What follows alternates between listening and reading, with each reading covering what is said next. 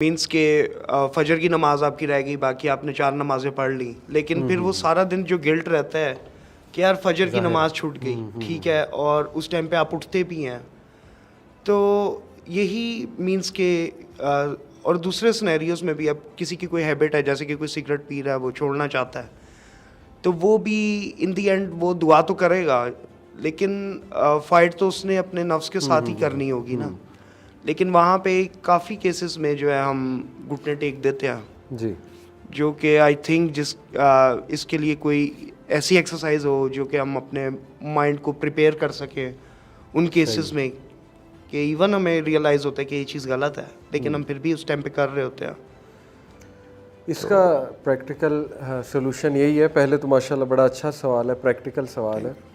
Work life balance बड़ा ज़रूरी है इंसान की ज़िंदगी में। तो जॉब अगर 9 बजे स्टार्ट होती है आपकी हाँ जॉब, जी, तो 12 बजे भी बंदा सो जाए। इतना तो वैसे पंक्चुअल कोई नहीं होता, लेकिन 10 to 8 कह लें आप, घर आते आते 9-10 चले बज के। मतलब 7-8 घंटे तो इजीली बंदा हाँ। सो सकता है, बीच में उठ जाए फजर के लिए 15-20 मिनट लगते हाँ हैं, तो जी। उसके बाद दोबारा सो ले, अपनी बायोलॉजिकल क्लॉक ऐसे सेट कर ले। ऑल्दो सोना मुनासिब तो नहीं है, लेकिन प्रैक्टिकली स्पीकिंग जो जॉब होल्डर्स हैं थके होते हैं, मेरी भी यही कोशिश होती है कि मोर देन 6 आवर आप नींद ना लें। जैसे आपका इस पे लेक्चर भी था एक, तो आप भाई के साथ बिल्कुल, बहुत इम्पोर्टेंट। बिल्कुल।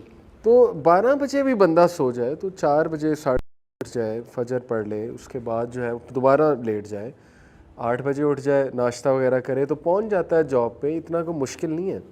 पहली बात तो ये कि लेकिन 12 बजे अपना लास्ट टाइम रखें, उसके बाद वो फिर रेड लाइन शुरू हो जाती, फिर तो मुश्किल हो जाएगा उठना।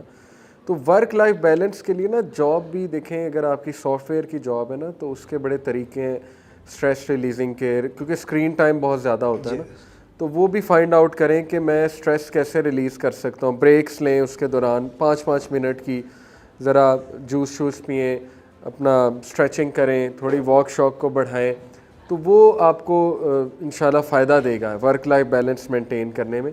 एक रूटीन के मुताबिक चलने की कोशिश करें, कोई कोर्स कर लें फोकस एंड टाइम मैनेजमेंट पे, तो वो हेल्प आउट आपको करेगा। लेकिन जहाँ तक ये बात है ना कि फजर मिस हो रही है, तो देखें नमाज मिस करने का तो सवाल ही नहीं पैदा होता।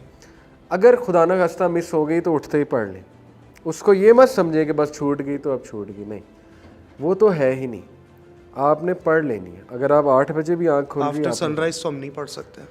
नहीं, ड्यूरिंग सनराइज मना है, लेकिन पढ़नी तो है, छोड़ तो सकते ही नहीं। अब उठ गए हैं तो बस पढ़ लें।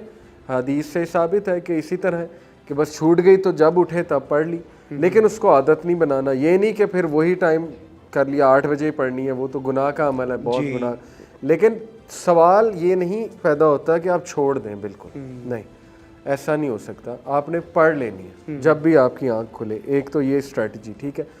दूसरा ये कि साइकोलॉजिकली स्पीकिंग आप अकेले कुछ चीज़ें नहीं कर सकते, आपको ये रियलाइज़ करना चाहिए। आपको सपोर्ट सिस्टम चाहिए, तो वो कोई वाइफ को बना लें, अब्बा जी को बना लें, सपोर्ट सिस्टम पकड़ें, उसे कहें बस मुझे उठाना है फजर, जैसे कि मैं मैरिड हूँ भाई को बना लें, ठीक है, बहन को बना पेरेंट्स लें। मेरे बहुत अच्छे उठते हैं फजर के टाइम में, नमाज पढ़ते हैं, वो सम टाइम मुझे भी नॉक करता है।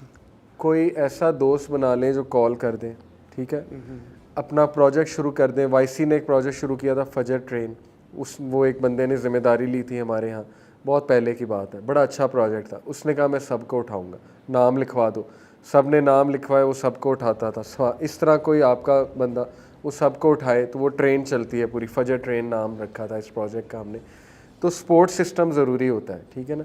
इसी तरह रूटीन में सपोर्ट सिस्टम कि जो आपकी हेल्प करे, आपको रूटीन बना कर दे और नज़र रखे आप पे।